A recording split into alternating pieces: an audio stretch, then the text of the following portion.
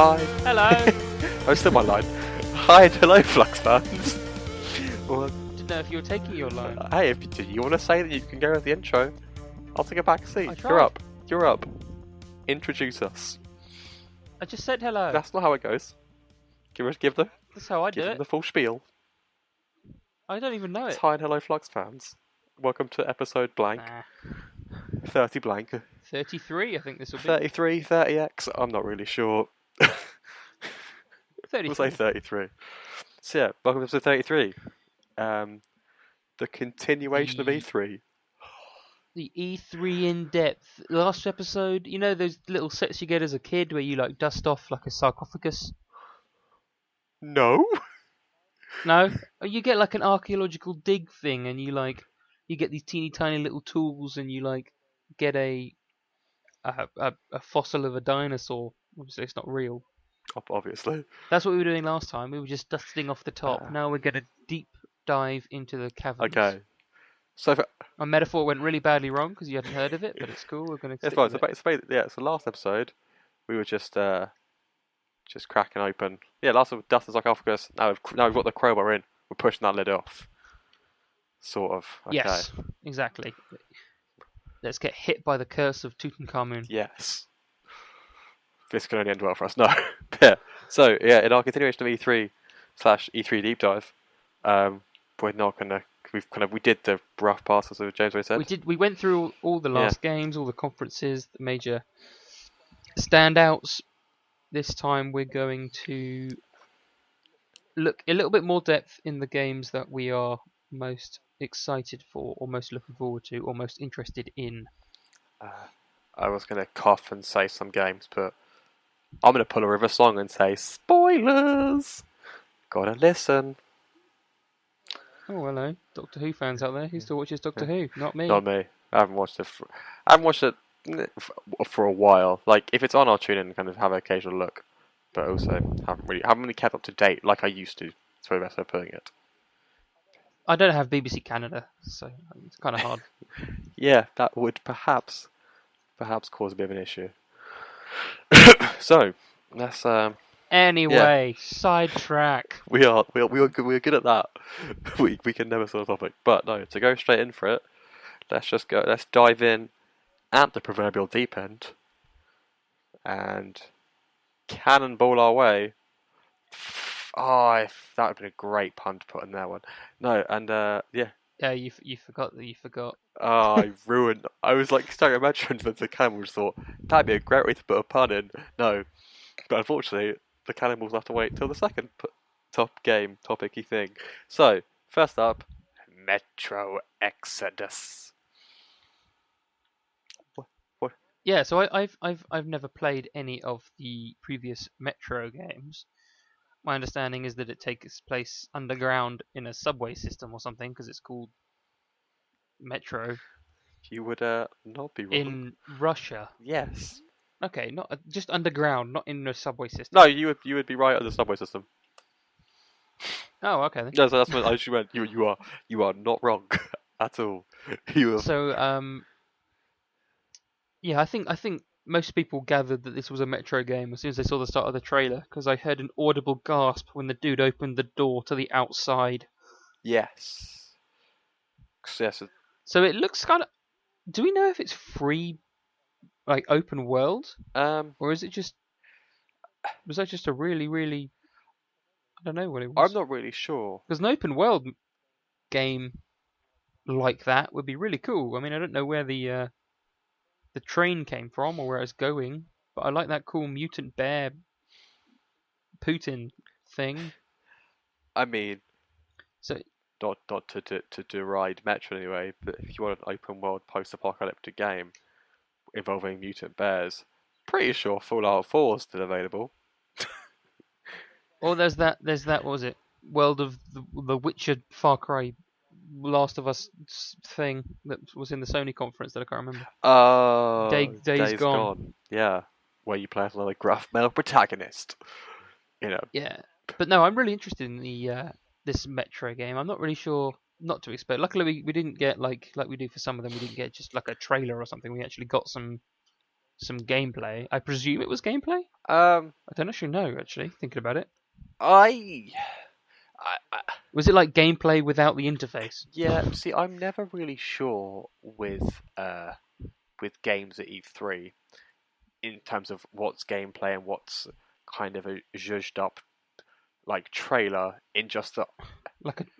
Oh, you mean it could be a test yeah. build? Maybe? It could be like a test build and they've really like worked their asses off on this one section and they're going to show it off to us. But no, in general, it could be gameplay because Metro is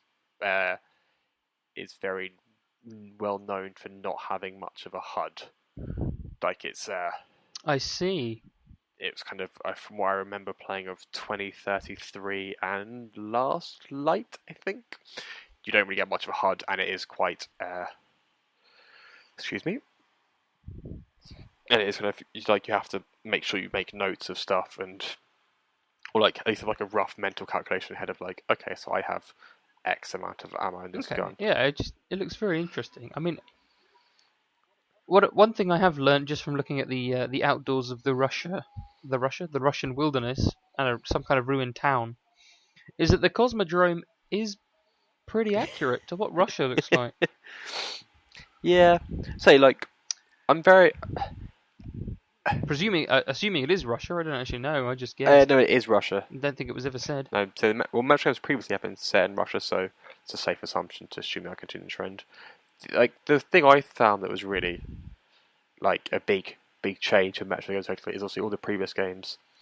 They have been set predominantly underground, and anytime you get to the surface, you have to have a gas mask, and you have to kind of make note of how much air is left in that, how much food you have, because the surface is ruined. But that one, so I guess something's changed. Yeah, because that one, it doesn't look like the surface is ruined, and there's a giant ass train with a girl on top just kind of waving at you. So yeah, I'm pretty sure it isn't wearing a gas mask, so I can only assume that there may have been something. Although Exodus does mean like essentially like a mass evacuation sort of, or mass journey. Yeah, that's just... So maybe it's the journey up from underground to the surface again. Maybe you are speculation, leaving Russia behind. Yeah, no, I think it should be good together. I'm definitely excited for it. Like I say, played the previous Witcher games, and they're very, very fun. I have not. I haven't really seen anything about them at all, and I'm interested in this one. So you're doing something right. Yeah, I always used to stumble upon. I think I stumbled upon Metro in the first place in that I got 2033 and kind of didn't like it because at the time I was a very young child and didn't quite grasp like, oh, this is a serious game. You have to think about stuff. I'm like, I just want to shoot stuff. Don't make me think. And as I got older, and then just thought, I'm gonna try this game again, and suddenly really liked it. Whereas, it's actually fun to care about stuff and kind of have to pay attention to what's happening in your game. Not just like Call of Duty, murder everything. I have more ammo. See, that would be a more game up your alley, a game more up your alley for what you were going for. I think. As a young child, that high octane thrills. It seems very interesting. It seems like a good time to get involved in the Metro series. I can definitely recommend 2033 and The Last Light as just kind of good games to play in general. And it's something very different, and it's not just like your average shoot 'em up. It is just sort of you have to take your time and kind of survivalism more than that's a wonderful way of putting it. Shoot 'em up. And there's a really cool trade-off in the other two games where you have to make ammunition, or you can use like military ammunition, but military ammunition, because it is so rare, is also used as a currency. So it's a very kind of fun, like... Oh, cool. So you shoot money. Yes. That's so awesome. it's very it's a really cool thing of you'll you've been in a firefight and you can just think, I could use 4 or 5 bullets here and drop that thing, but then am I going to be able to then buy a better gun, for example, or get what I need at the next supply station? So, yeah, that part I always did really like, and that it became a bit of that fun trade-off. I was like, yeah, no, I really appreciate this. Awesome, that's a good idea. Okay, either way, I will be getting it. I think it was one of the very first things at the conference. Yeah. Was there a release date announced for that? 2018. So, not really, but sort of. Next year. Very vague. Yes. Okay, fair enough. And, yeah. No, I'll definitely be getting it as well. Kind of, it looked appealing to me, and the bear looked... that bear looked... I'm not sure what it was, but it looked like a bear. Mutant creature thing, which was also part of the reason why I think that sequence they showed was perhaps more a trailer than kind of like a trailer showing gameplay, and that do we do that? You're going to have that exact sequence in the game type thing. Yeah. Yeah. Okay. Well, I guess we'll find out. We'll keep our eyes peeled as more is revealed. Oh, look at that. Oh, man! Alliteration last week, rhymes this week. Seriously, what more could you want from our podcast? We are bards. Yes. Now, onto the game which I tried to pun into the beginning, but failed miserably. Metro. You forgot about Metro. A section we're affectionately dubbing Oh Ho Ho, A Pirate's Life for Us. It's Yo Ho Ho, you idiot. You've never been a pirate before? No, that's why I'm buying 2 pirate-themed games. Oh, I see, that's fair. Yes, I guess. Better if you were pirating them. Don't pirate them. Pirating, just saying. Yeah, pirating is a crime. As those old adverts were. You wouldn't steal a TV. What? People would steal TVs. That's why TVs get stolen. But, my qualms with that advert from 12 years ago or whatever it was, we'll have to wait. Yes, though. Should we start with jokey pirates or serious pirates? I feel like let's do jokey. Because that's... Start with jokey pirates? That's not a new announcement. That's kind of... No, okay. It's a building on a current one. That's fair. Sea of Thieves. A shared world... How did they describe it? A shared world RPG or MMO? RPG, I think they said, didn't they? But also an MMO at the same time. Also an MMO at the same time, yes. So because it's a shared world RPG. I think that's the definition of an MMO. Yes. I don't. I say my mind's also drawing a slight blank, so I don't remember if there was levels, wasn't there? There was. You unlocked a skill at some point in that trailer. Yes, obviously, yeah. Sea of Thieves is I think so, yeah. It's Rare's. I hope it's Rare's. I'm sure it is Rare's latest game, which is kind of pirates. Kind of build your crew with your mates and then go treasure hunting. Yes. Which to all these, you find some sort of you find a clue as to where there might be some treasure, and then you go and look for it. But it just seems like it could be really fun to do with friends. Honestly, on a pyro ship down to Flux. Yeah, no. I know they've released a few alphas and stuff, and I've heard that it is very much so. If you have the friends log on and play it with, it's a great fun. That's the plus of being in a clan, I suppose. So obviously, yeah, there's very much so. I think that they're being very clever with the fact that it's not just like Assassin's Creed, where it's just one person just mans the ship and does everything. Like everyone has to play a role, so you can't go unless you have someone on the sail, someone on the wheel. Yeah, which is a great idea. It builds cooperation and teamwork, and just makes it I'm not sure how. Can you play this game single player? I wonder how. I would imagine you can, but I suspect you will be you'll be dropped into a group of people. So you can play it on your You can play it by yourself, but not offline by yourself. Yes, I'd be what you're gonna say. surprised if there was an offline, just because, like, how or what would you do unless the AI is going to be that sophisticated that you can pick a role and the rest of the AI are going to do exactly what you need them to do when you need them to do it. Yeah, I don't know. That does sound kind of like the definition of a computer, if I'm honest. Yes, but when was the last time you really played a game with AI and you I didn't say they have to be good at it, but you're right. You're right. like I don't yeah if Rare It's going to be better with friends, basically. Rare If it's even possible to do it without being online.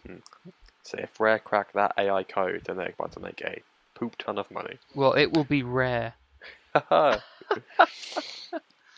So yeah, Some money. overall, I am really looking forward. I say I was looking forward to this since last year because it just looked. Yeah, it looks like great fun. Now we've finally got something actual information about it. And so yeah, fun. I think fun sums up so well.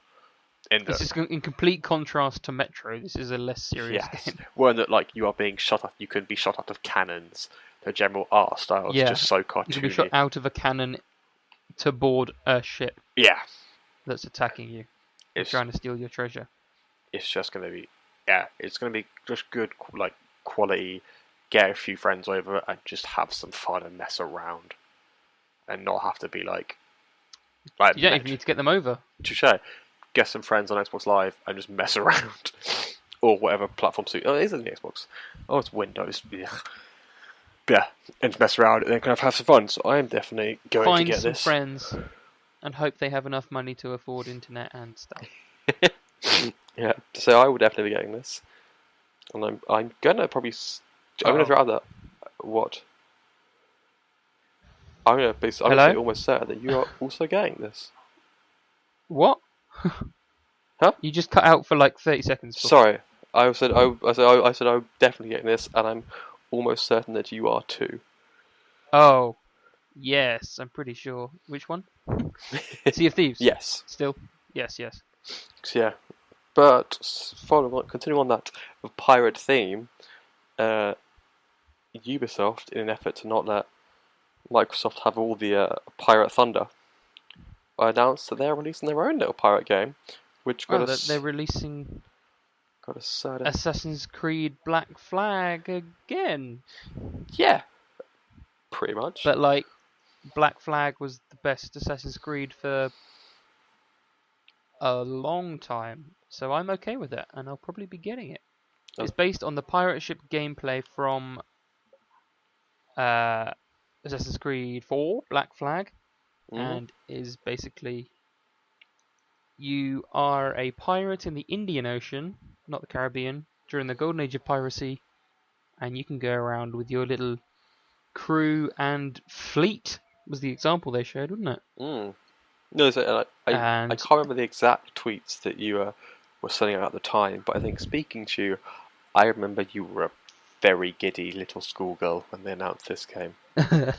I was very excited because I love the naval combat in Black Flag, and to know it's based off of that is pretty great, honestly. Yeah, no, so I think it's going to be a very, very good handling game, regardless of everything else. Like, seeing Black Flag, knowing Black Flag, playing Black Flag, I don't doubt this game is going to handle very well, and kind of mechanics will work, which would be nice. I wonder if we'll be able to play as Edward Kenway. I would not be surprised if that's a DLC character.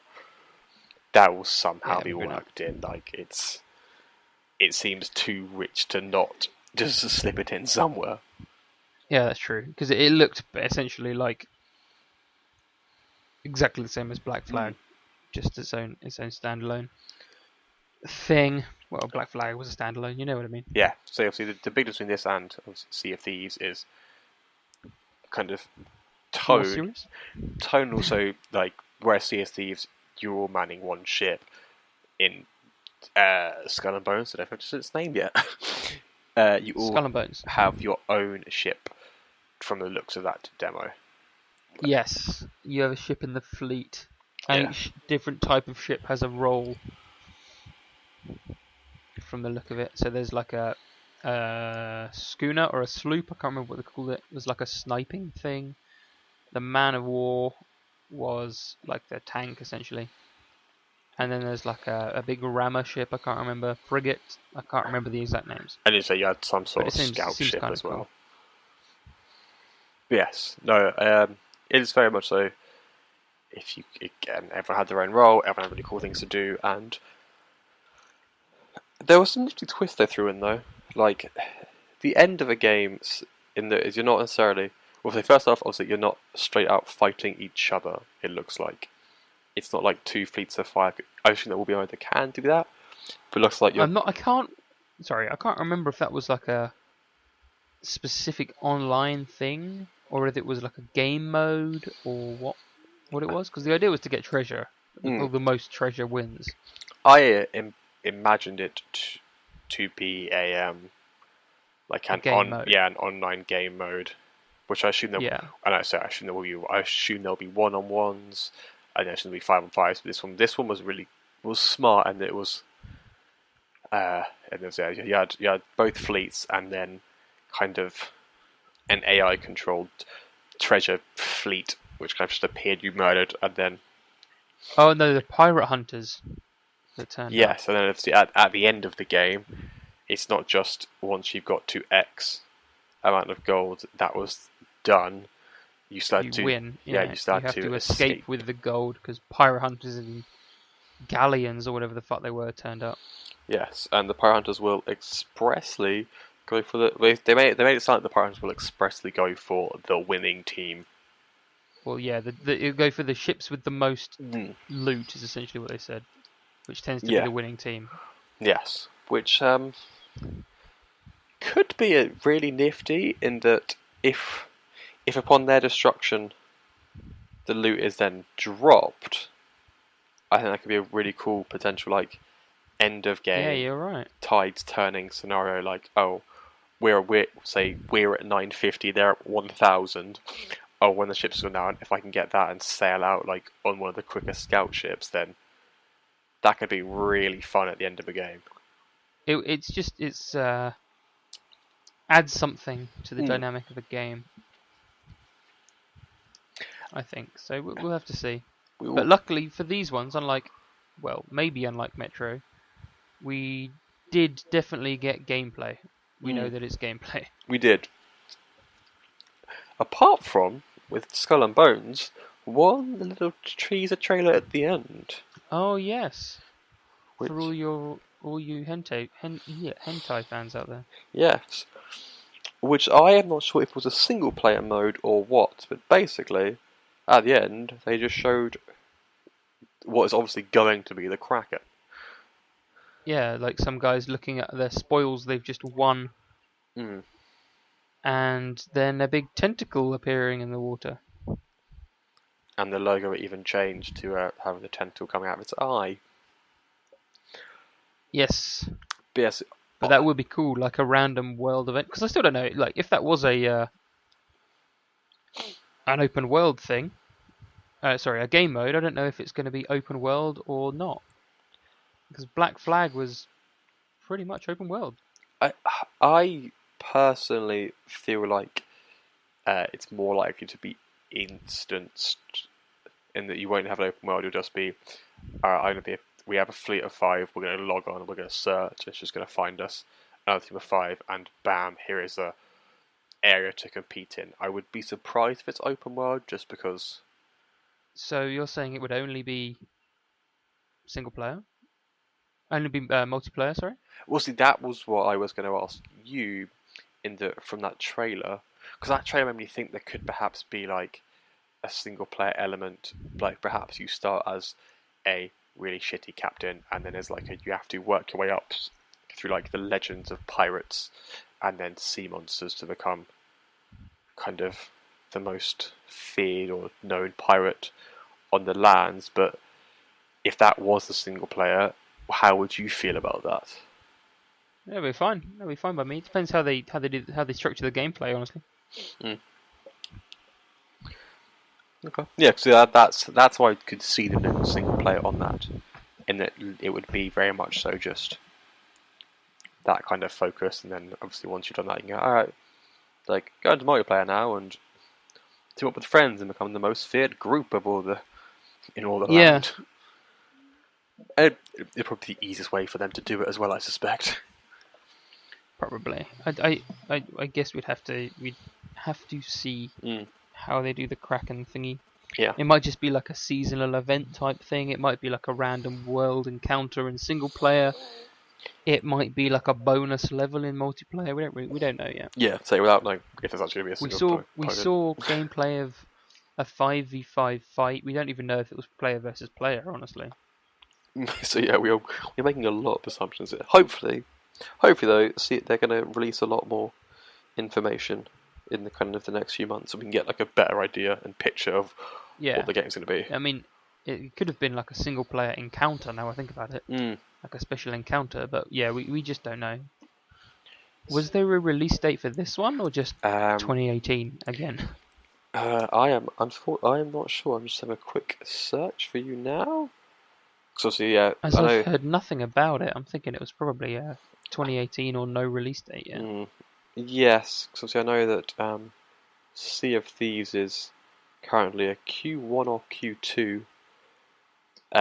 So at least 7 months. Yeah, at least 7 months of Sea of Thieves, and this one is fall of 2018. Okay, so a year and a quarter. Yeah. All right, ages then, which makes more sense. It seems like a larger game than Sea of Thieves, like more. It seems more complex than Sea of Thieves. Yeah, that's what I'm going for. Yeah. Sorry, I word blanked. Yeah, and the Sea of Thieves is much more kind of comical, and there doesn't be as much in it. But speaking of ages, let's travel back a few to the Egyptian. I thought you were going for Age of Empires 2 then. I wish. Age of Empires 1 remastered rather, but yes. And let us discuss. For literally ever, people have been wanting an Assassin's Creed in Egypt, so now that you finally bloody got one, okay, shut up. Yeah, so... I wonder if they're all going to have British accents in this one now. Like they did in the last one, or in one of them, I can't remember. So yeah, the two French settings Revolution one, I think. that people have been clamouring for in Assassin's Creed are Assassin's Creed Egypt and a fully fledged Assassin's Creed Japan. Yes. And we've got one, so I would assume as this train doesn't look like it's going to stop anytime soon, we will get Japan eventually. Yeah, so we saw some gameplay for this one as well. I think they played the first mission, maybe, or just a mission. It looks classic Assassin's Creed, honestly, but I like the Raven thing. Or not the Raven, it was like a falcon. I would assume Eagle because Assassin's Creed. Oh yeah, well I'm dumb, aren't I? It's probably going to be an eagle. See, I like that whole you can see it from a different perspective because for some reason you can see through your own bird. But... Yeah, see that was my it looked very cool. Do not get me wrong, but I'm very confused how they're going to explain that. How was your character? It'll probably be some kind of communication between the bird and the dude. But what interests me is ancient Egypt. I think is the furthest back we've gone. So it's going to be the most technologically limiting.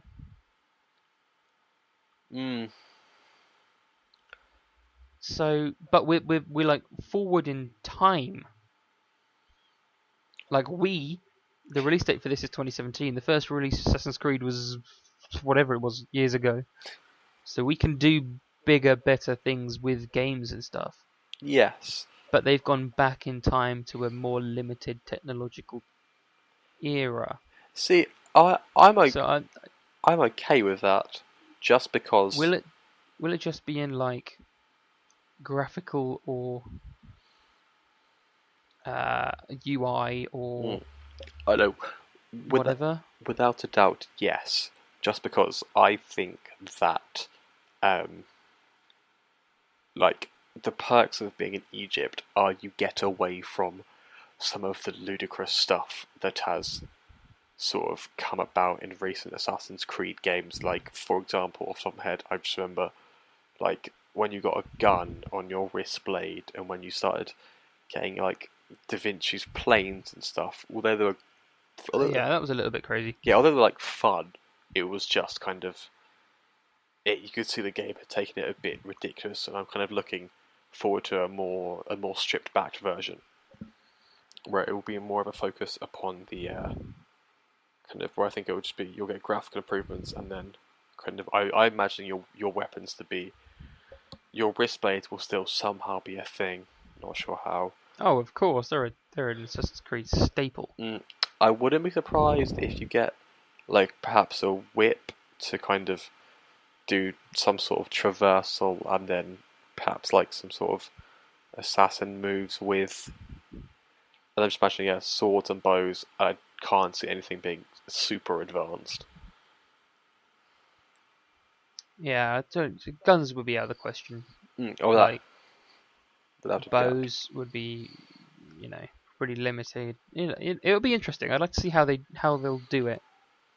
But yes, I think they need to strip down what's in the later Assassin's Creeds, get rid of most of the bullshit, and just go back to when they were good. Yeah. No, I do totally agree, and especially if they want to keep this franchise going as long as they intend to. yes, which seems to be forever the goal. Yeah. So see, the one thing they've also said about this one, or it's not been they've not said, but it's been revealed through IGN and places doing their playthroughs, is that you are now able to skip forward in time, so you can see patrols and whatnot occurring as they do. They haven't said obviously how that works, like if, for example, you have to be in a certain state, like you have to be standing still, not in combat, and like that kind of thing. So you can just, for example, you could sit atop a mountain and have a look and go, okay, so that's this guy's patrol's route. And it's not just like, oh, I've stabbed a guy, oh, maybe I'll get seen. Let's hide and skip forward in time and see what happens. Like, so they stop investigating. If that makes any sense. Yeah, like so you have to be like completely safe before you do it. You have to be safe, and there's like no alert status with the guards. Because I think that would be a bad move on their behalf because it would take, I think, part of the effort almost required. Like that's probably the wrong word, but like effort required. Are you gonna say exactly what I argued to you the other day? Yeah, no, your argument has since rung true for me. What started off as really cool. Did you forget that it was me that made that argument? Yeah, no, I did. Shh. I'll let you make your argument again, basically. Thank you. It would take away from some of the immersion and like sneaky feeling, I think. So you just be able to sit in a bush and be like, let's fast forward forever. I'm going to sit in this bush for 25 in-game hours. The immersion. You can just sit there, like relax, take it in real time. Be like, okay, I'm going to do this. I'm going to do this. You don't need to fast forward it. No. Even if you're waiting for patrols, you could be like, okay, will they see me? Will they see me? Like it will ruin some of the immersion, the tension. I don't like it. I don't like the idea of it. The only one kind of I have with immersion, it makes sense from an immersion perspective. Because I mean, if you go through like, I'm not sure how many like Assassin's Creed fans really cared about anything outside the Animus, but it does make sense, I suppose, if you keep going. You think about it like, well, I am going into this dude's memories, so I should be able to fast forward and rewind or whatever. But I don't give a fuck about what happens outside the Animus. I couldn't give a shit about any of that. Yes. You could put me as... I don't care about Desmond. Fuck that. You could put me as the main dude and just say, yeah, you're a guy in Egypt. You're not some guy in the modern day with some kind of mind power. No, you don't bother. I totally remember, though, one Assassin's Creed they did that, and it was... I remember they started off as you started off in the Animus, and it was really fucking cool. And they're like, Then you wake up, it's like, now here's some first-person segments. I was like, no. You lost me, Yeah. game. But yeah, I totally agree. Like, from an immersion perspective, you could argue, as you're technically in the Animus, that you could choose to fast forward, but from an assassin... I don't know why they put the Animus bullshit in there, but thankfully most of the game is not outside the Animus, so you don't need to worry about it. They're not putting like an Assassin's Creed 3, where it was like, here, go to some football stadium and steal some stuff. I was like, what? No. Oh yeah. Like, what the fuck do I care? Yeah. I don't want to play as Desmond. He's just got a funny looking backpack. Yeah, it was not the best move. But whatever, they went with it. But overall, if you had to... I should have fucking put this rank system at the beginning. My apologies, we're starting the rank system now. Rate the Assassin's Creeds, all of them? No. Buy, rent... buy basically... Are you going to buy it at release date, buy it in a sale, or never buy it? I'd probably buy it in a sale, honestly. I've lost too much faith in the Assassin's Creed. Like, it looks good, and I'm interested in it, but I don't want to risk spending what for me in Canada would be essentially like $80. Yeah. To something that could end up being an Assassin's Creed Brotherhood. No, not Brotherhood. Brotherhood was the good one. Assassin's Creed Revelations. Oh, Christ. That was a bad game. Brotherhood was probably the best one. I did not mean that. Ugh. Forgot about Revelations. Ugh. Yeah, I tried to. Yeah, I think I'm very similar, and I'll look at reviews, look at what everyone says, and then if the reviews are promising, buy it in a sale. If the reviews just end up saying it's sort of the same old crap, then I'll be like, yeah, I'm not bothered. Yeah, me too. I'll wait until someone's got some kind of better insight into what the game actually plays like compared to what we've heard, what we've seen at a conference specifically designed to make you want the game. Yes, because it could be another Metro where it's just a test build that looks the tits. Yeah. Speaking of a game I will buy to get to the end of this review at the beginning, a game I'll be buying when it comes out, Spider-Man. This is all you, mate. I don't have a PS4. It looks amazing, though. It does look very good. Like, this is one time where I'm actually quite crushed that it's not coming out on all platforms, because I think it's going to be a phenomenal game. And the bits they showed, it's Arkham fight style with like Spider-Man free roaming and stuff. And then, although there was QuickTime events, from what they've said, the QuickTime events are going to be very minimalist and just be there to give you kind of a really cool set piece, like the one you saw in the trailer. Oh yeah, that was pretty cool. And yeah, that's how I think QuickTime events should be done. Rise, Son of Rome, I'm looking at you. Shadow of Mordor, also looking at you just for your ending. In terms of how do QuickTime events wrong. Well, yeah, I mean, yeah. But yeah, I don't say it was... If they do stick to their words, and it is just QuickTime events are spaced out, and it's just a matter of, we want to do a really cool scene, and like the best way to do it is just a QuickTime event, then that's totally acceptable by me, because I don't... See, that's what I was about to say, like, I think in Shadow of Mordor, the QuickTime events were pretty few and far between compared to everything else, but it's the fact that it was the end game was a QuickTime event. It just pissed so many people off. Yeah, so I think the combat does look really cool, and I like how they are playing on the science, how the swinging works. Science element of Peter Parker, and that you are going to have cool like web traps and stuff. The suit though, looks a bit weird. Yeah, a little bit. Do we know who does the voice? Because it's definitely not Tom Holland, is it? So it's no, not related at all to the MCU. No, I don't know who does the voice. I'd say it's just this different standalone thingy-mabob. Yeah, the suit. My current thing is the suit looks weird, but they have since said there's a reason for why the suit looks like it does, and that you're going to have kind of the classic superhero game trope of you will have alternate suits to unlock and I assume equip as you feel like it.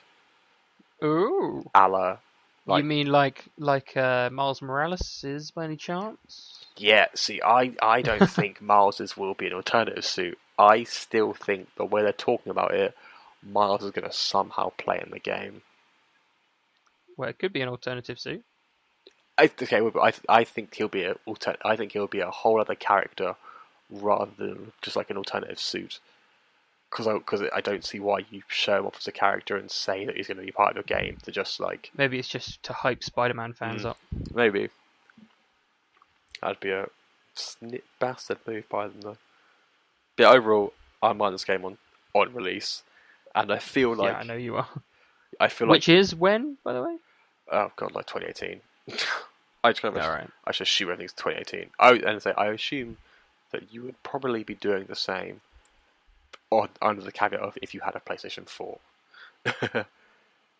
Yeah, I probably would, but I'm not gonna get it because I don't have a PS4, and I'm not gonna buy a PS4 for it because that would be insane.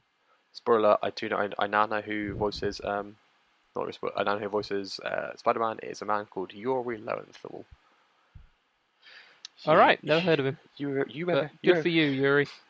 To do the Troy McClure. You remember him from such TV shows as Ben 10, where he played Ben Tennyson, The Prince in Ubisoft Prince of Persia. Matt Miller in Saints Row. He's a pretty experienced video game and voice actor then. That's okay. He should be pretty good at that.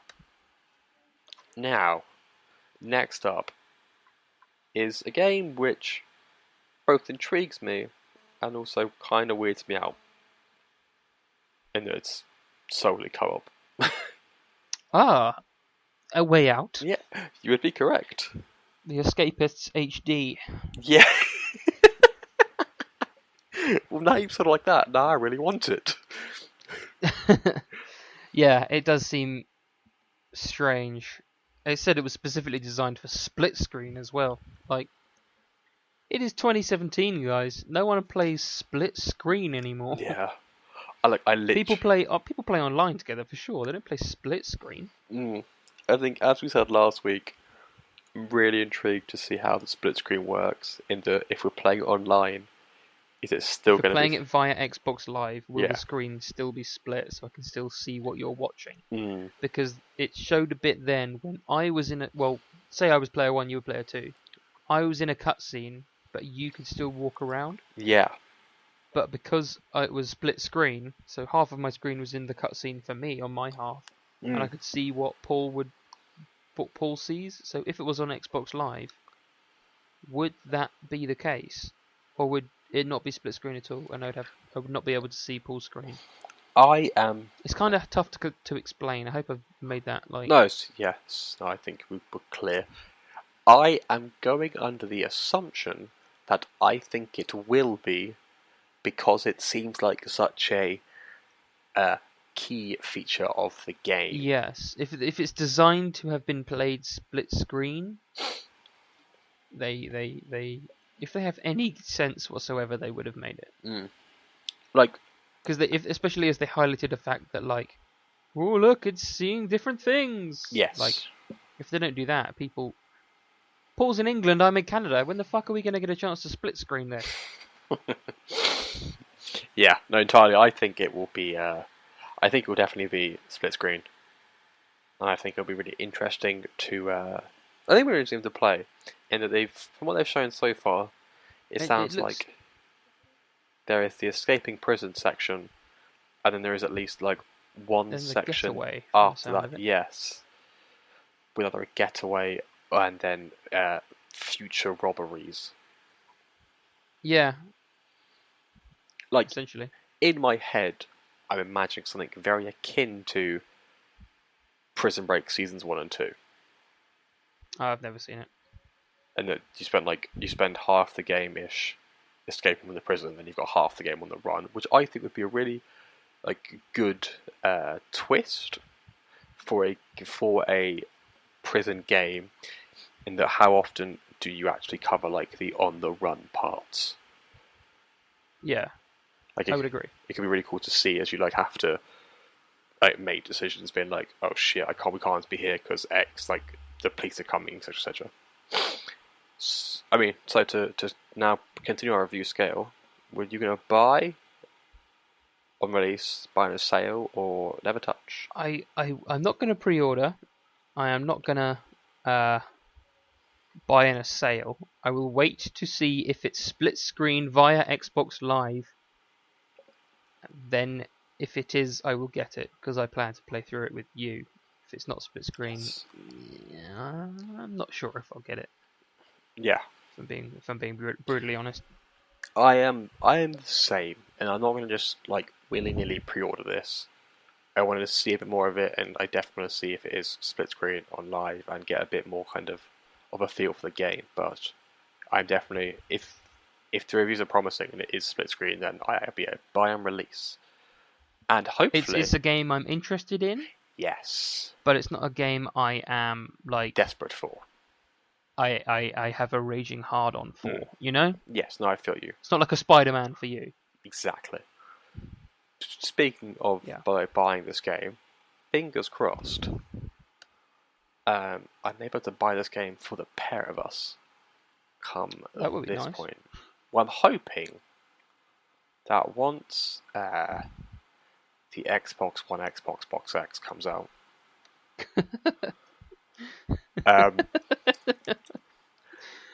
yeah, sorry, go on, that tickled me. Thank you. I hope that once that comes out and Buck moves over to it, I'm going to be able to. I'm hoping that kind of games are not going to be transferable, so that effectively me linking with him will become redundant, and as such, I can game share with you. That would be nice. I'm the only one I think in the clan that's not game shared with anyone. Yeah, I also don't think Julius and the rest of us are there. Yeah, no, this is my hope. In that I can, I kind of just hope that it is. The games are not transferable. You have to effectively buy them all again or get free upgrades, and ta-da, can't then game share. And oh no, whatever will I do? Ta-da! James appears. Well, that would be kind of neat. That means I could play so many games that I can't, or I missed out on and couldn't afford. Yeah, your back library would dramatically increase. Yes. Oh, holy crap! Speaking of obscure prison games, I know we're going really off topic here, but when does this game come out? Because this is a game I'm definitely buying for you. Huh? Oh, is this the Escapist 2? The actual Escapist 2, yes. Which, release date? Because that was, now that I think about it, odd that wasn't really shown at E3. What do you say? Now I think about it, kind of odd that game wasn't really shown at E3. Yeah, that makes me think it's a long way in the future. It's just coming to my mind now. I just realised. Oh yeah, like one odd thing to not be there. But anyway, to get down now to what has the potential to be our favourite game announced at this year's E3. I think it's definitely got the most hype about it. Not Metroid Prime we're talking about. Even though that did look pretty snazzy. And yes, because you have to factor in Mario Origins or whatever that was called, with the hat transfer. Yeah. Odyssey, thank you. I was right with an O. Yes. Yeah. The game that is affectionately, I'm calling it Iron Man in Space. You could save it. God Save the Save it. You could call it God Save the Queen. Ooh. Star Spangled Banner. Oh. To quote, I'm not sure who it is. It's a once famous child actor. Have you guessed what it is yet? I'll leave the pause for you to obviously say yes or no. But no, if you haven't, Anthem is the game we're talking about. Anthem, yeah. From BioWare. BioWare's hopefully redeeming? Probably redeeming. romp into I don't know what. Romp in at least one world on space, maybe multiple. Romp through a Shaper Storm. But yeah, Anthem. No one had a. It has been said that it's supposed to be a 10-year journey. Now, where have we heard that buzzword or buzz phrase before? Bungie. Yeah. I believe that is exactly the terms used by Bungie. It is. Which again, so my initial question with that is, like, just in general, because 10-year journey for me, you're looking at least 2 games. Yes, absolutely. So, I guess it's just kind of, it's one of those things where you just really got to like nail it with the first one. But that's just like 10 years is a lot of time to be committing to a series of video games. The hype train could still kind of push it through for at least 2, because that's what it did for Destiny. It totally could, yes. I just think, yeah, like 10 years is just a long time to commit to a video game. It's to know you will effectively coming back to the same game for 10 years. I think it would be much easier if a company released a game and then maybe a year or 2, maybe even earlier, probably earlier, into its life, you'd be able to change it and be like, no, we want this to be more long term. Maybe don't say immediately 10 years, but start thinking to make it more long term, to see how much success it has, rather than.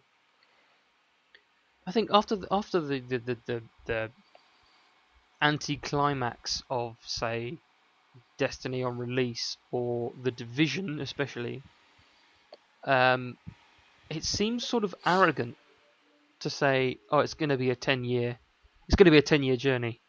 Like, how do you know that? It could be dead after a month. Yes, no, definitely 10 years. If you don't do it right. To say a 10-year journey is like you're basically just getting your testicles out, putting them on a table and saying, yeah. Look what we did. Yeah, look at these bad boys. For all we know, that was a test build again. We don't know if that was actually players or not. It definitely wasn't. I definitely the wasn't Xbox Live conversations I've ever heard. That's for sure. Yeah, no one called each other a rude word. Yeah, there was no 12-year-old child shouting at you down a microphone. There definitely wasn't over Xbox Live. But as was said to us today by Anthem Whispers on Twitter, the 2 issues with the hype are just to give some background, we've been tweeting up a load of stuff about Anthem to some of the already existent Anthem fan pages and stuff. We had a pretty interesting conversation with a page called at Anthem Whispers on Twitter. So go follow them. Go follow us if you want. But we we posed the question. We were basically saying all about the hype train and whether it's. He said, we'd be really interested in hearing your thoughts on the dangers of the hype train on Anthem. This is because we both played Destiny since release. We know how hyped we were for that. And we were hyped for The Division whenever that was announced at E3. You remember when that was? It was last year or the year before, yeah. Yeah, but we were excited about that from that point, and then it came out, and it was not as good as we expected. It does have a lively database, player base. It's coming back from the sound of things, but it's nowhere near what we expected. It's nowhere near where I want. Yeah. I was going to say, like, cough, bombshell jackets, cough for player base. Cough. We have friends that play it still. Yeah, that's right, Remy and Tink. So, we just called you friends. And what? Yeah, you're not our carers. Yeah, I already have one. It's James. Yeah, it's me. But we'd be interested to hear other people's thoughts on this and the dangers it presents to the making or breaking of Anthem, really. Yes, because as we'll say as the whispers put it to us, the two problems that are going to face are developers not living up to the hype and players managing to keep their expectations in check. Because let's be honest, I think everyone after this in the space of that 30-minute trailer basically lost their shit. Yeah, people are pretty excited about it. So keeping their expectations in check, as Anthem Whispers said, was kind of key. I mean, it's not going to be perfect at release. That's why there's betas and stuff. But like, it's not going to be as perfect as people think. It's a 10-year journey, as they said. They're going to obviously build on things. Yeah, like say, but you can't expect the perfect game. No, like I say, on release. I personally am still very excited for it, and it looks very fun. Like absolutely, that's what I'm saying. Like, I'm still super excited for it. Yeah. I probably aren't. Probably need to manage my expectations of it. Yes, I just think in comparison to like kind of from a game not ever heard about to how quickly kind of it was the talk of E3. I just think that my worry is a lot of players are going to go into it expecting perfection, and I don't think they'll get that. And as such, it may end up getting overly negative reviews and criticisms because people would be upset. Yes. Even if it is still a good game, it won't be like the perfect game they wanted. Yes. Which could really, really hurt it. Through no fault of its own if it's a good game when it releases. I will know more about it because my the thing that will be like a really sticky point for me is how customizable those mech suits are, or the javelins. Because if it is literally Iron Man in space, I walk into an armory and just go change left arm for this left arm, then I'm going to be like, what, you'll talk to your gal Friday? Is that what you're saying? I will. Or I'll just to finish off going through the Anthem Whispers conversation we had. So they said, good topic. I think there are two separate dangers of the hype train to Anthem. One for the developers living up to the hype, and one for the players not tempering their expectations, so getting carried away with it like they are at the minute. We then asked, we've seen similar games just such as Destiny on release and The Division fail to meet the hype train. Do you think Anthem will be different? And they replied saying, personally, I think their only chance of beating the hype is if they focus on PvE, not PvP, and crack the end game, which nobody has done yet, which I think is true. Yeah, I don't think anyone has done it.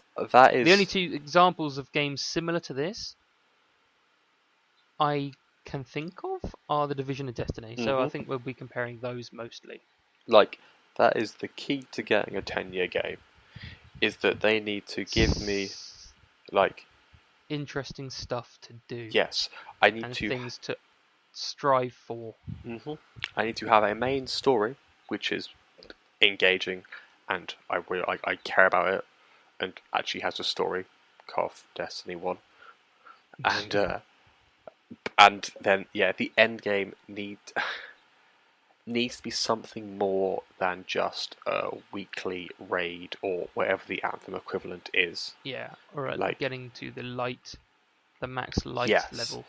Like I personally want an end game to be something that contributes. Like, I don't mind if it is a weekly raid, so be it. But I want it to be a weekly raid that will then contributes, has an effect on like the world at large, or I will then see it paid off in later expansions or DLCs or something like that. Like once you get to a certain point in the raid, then another area unlocks. Yes, something like that. Yeah, something that I literally will have consequence, and it's not just okay, I'm just doing this to get better gear. I want it to have to have meaning and felt throughout the story. because that I think which would help if you do things such as like seasonal events like the Sparrow Racing League. I thought that was really good for Destiny, or the Halloween event maybe. But yes, you need something, so like, you could be like, oh, there's this new area coming. In order to access it, you have to reach this point in the raid, after which point this will become available, and then you'll slowly like. Yeah, I see. Like there needs to be living world changes for what you're yes, doing.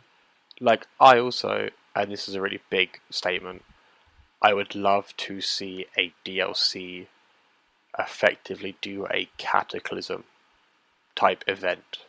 Of WoW Cataclysm. Yes. WoW Cataclysm. So Yes. like completely change the Yeah. existing world.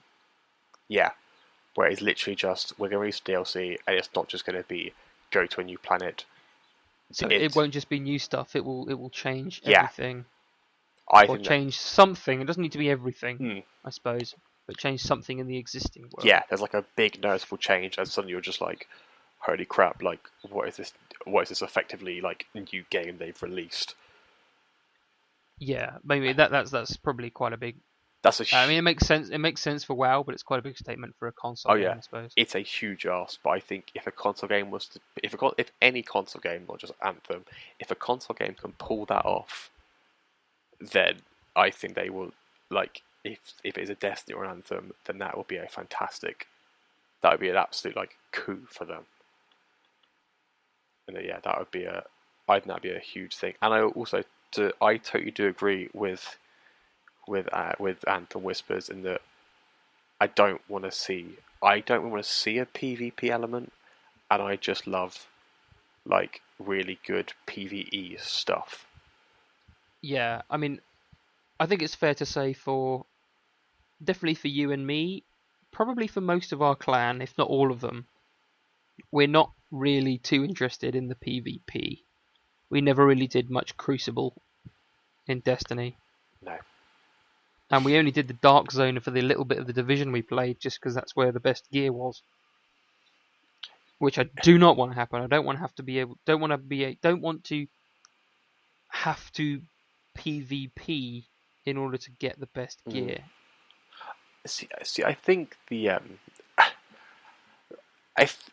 like for me, the PvP in the Division is better than the PvP in Destiny.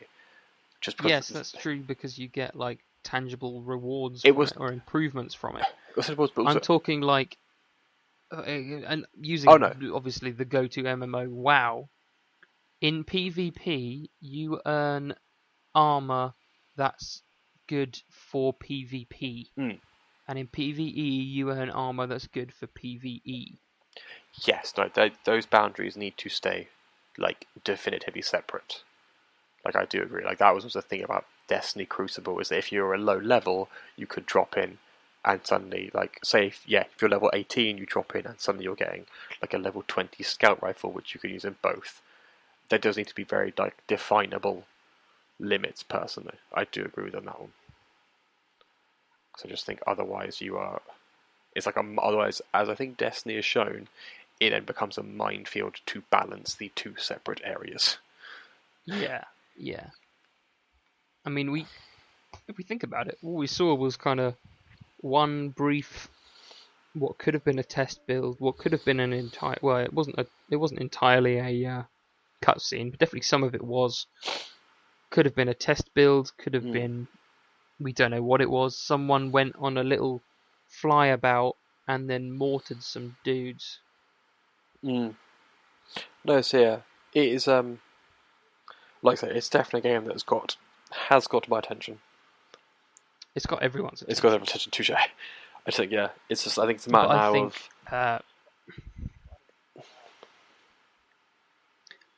let's see. I'll finish it up. Me and Anthem Whispers had this. He ended it perfectly, or she, I don't actually know. Just by saying, if we don't expect anything perfect and just enjoy it for what it is, we will all have a good time. Yeah, no, that's which I think is a perfect way to just say, yeah, it's probably going to be a good game. It's not going to be perfect. So just be excited about it.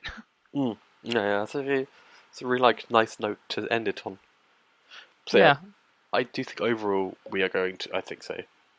Let's give it the reviews category. Sorry, buy on release, buy on a sale, or never touch.